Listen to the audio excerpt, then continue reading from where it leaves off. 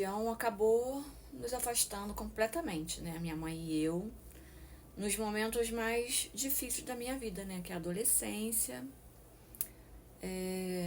A gente não tinha, era muita briga. E assim, muita gente em cima do ouvido dela. A minha mãe, ela não queria, no fundo, hoje vejo que ela não queria ficar brigando tanto comigo, né? Mas as minhas tias ficavam muito no ouvido dela, gente. Minhas tias também eram evangélicas e ficaram muito no ouvido dela, falando mal de mim, né? Porque eu era do mundo, eu tava usando batom, que eu tava usando calça comprida, que eu tava andando com as meninas do mundo. E, inclusive, minha mãe... Quando quando meu pai chegou a não pagar mais o aluguel, eu tive que ir morar na casa da minha mãe. E meu pai foi embora para Espírito Santo, quando não pagou mais aluguel, né? Eu tive que sair dali. E quando eu fui morar lá junto com a minha mãe, as minhas tias ficavam infernizando ela. Ficavam infernizando. Gente, infernizou tanto a minha mãe que ela me expulsou. Eu tive que me levar para morar em Espírito Santo, lá com a família do meu pai, né? Porque todo mundo, elas ficavam falando mal de mim, minhas tias, né?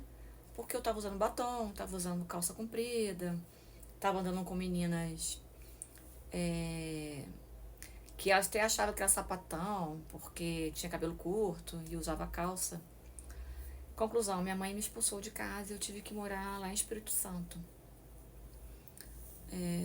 Uma das nossas brigas, né? Minha mãe foi obrigada a fazer isso. Não que a gente estava brigando tanto, mas as minhas tias ficavam muito na cabeça da minha mãe, perturbando a minha mãe. Conclusão, gente, eu e minha mãe, a gente se afastou completamente devido a essas brigas, né? E a família toda não aceitando que eu não fosse mais dessa religião. E aí, a gente foi brigando, a gente se esfriou totalmente. Até que, quando eu fiz, assim, mais ou menos uns 30 anos, mais ou menos, eu tive um grande pesadelo, gente, horroroso, que minha mãe tinha morrido. E eu me desesperei, né, que ela tinha morrido. E eu resolvi perdoar a minha mãe. Eu acordei e falei, cara, sabe de uma coisa? Eu vou perdoar a minha mãe e vou ser amiga dela. E vou cuidar dela e dane-se. Eu sempre cuidei da minha mãe, tá, gente? Eu trabalho desde criança. Como minha mãe teve que deixar a gente na casa das pessoas, eu trabalhava já pra comer. E depois eu comecei a trabalhar mesmo. Com 14 anos eu comecei a ser vendedora. Trabalhei em locadora. Fui vendedora de porta em porta. Fui empregada doméstica, fui babá. Então, eu sempre trabalhei e trazia dinheiro pra casa, né? Pra comprar comida, essas coisas. E minha casa era muito pobre. Eu morava num barraco. Aí o que acontece? Com esse sonho, eu realmente decidi perdoar a minha mãe.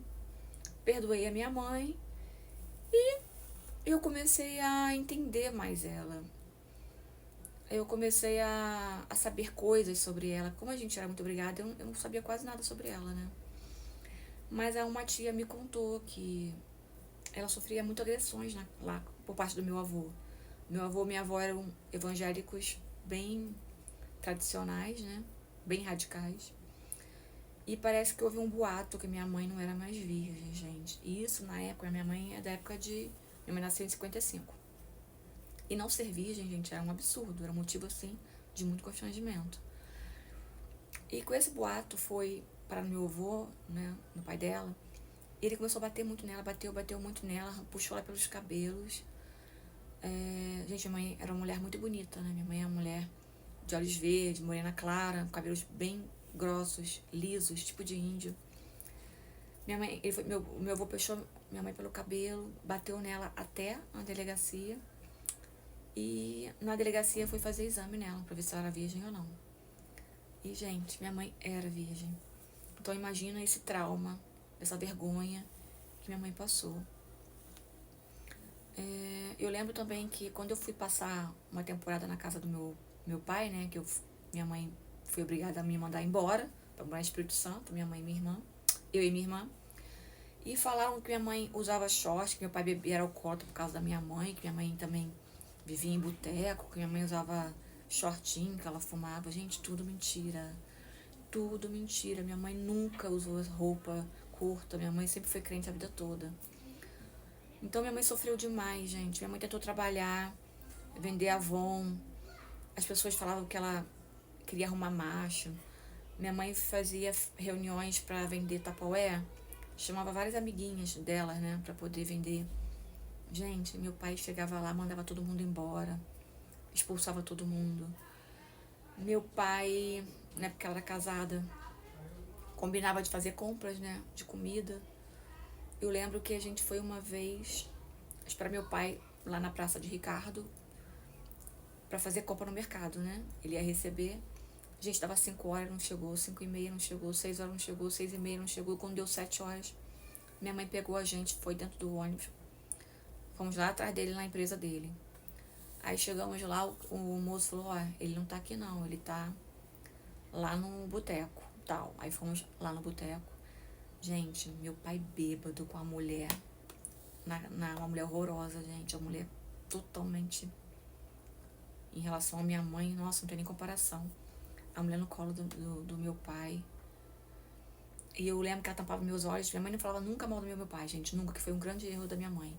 Um grande erro da minha mãe foi não falar tudo que ela passou com meu pai. Minha mãe ficava escondendo.